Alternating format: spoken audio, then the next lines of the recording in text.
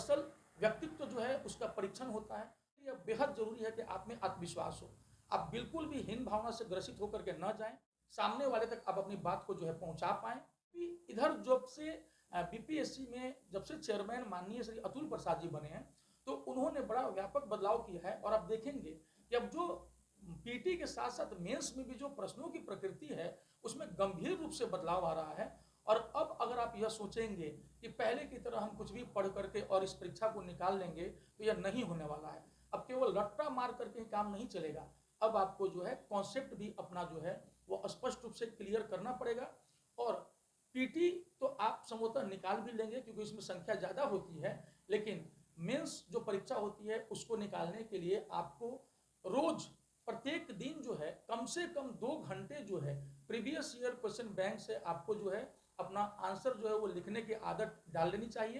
Plus मैं यह भी कहूँगा कि चूंकि जो तीसरे पायदान पर इंटरव्यू होता है यानी साक्षात्कार होता है, तो साक्षात्कार जो होता है वह दरअसल व्यक्तित्व जो है उसका परीक्षण होता है। और उसके लिए बेहद जरूरी है कि आप में आत्मविश्वास हो। आप बिल्कुल भी हीन भावना से ग्रसित होकर के न जाएं, अपने अंदर विश्वास रखें कि एक से एक जो सक्षम लोग नहीं थे आर्थिक रूप से, उन्होंने भी जो है सफलता प्राप्त की है। और आप भी ऐसा कर सकते हैं जैसा कि कोई और भी कर सकता है। इसके लिए बेहद जरूरी है कि जो आपके संप्रेषण क्षमता हो वह स्पष्ट हो, एकदम क्लियर हो, सामने वाले तक आप अपनी बात को जो है पहुंचा पाएं।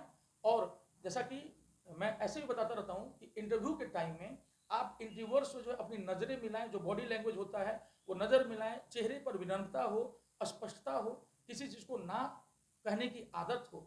और हमेशा इंटरव्यू में जब भी अपना उत्तर दें तो वो व्यू एकदम बैलेंस्ड होना चाहिए, बिल्कुल पूर्वाग्रह से ग्रसित नहीं होना चाहिए। जैसे कि अमूमन क्या होता है कि जातीय तौर पर, धर्म के आधार पर लोग पूर्वाग्रह से ग्रसित हो जाते हैं।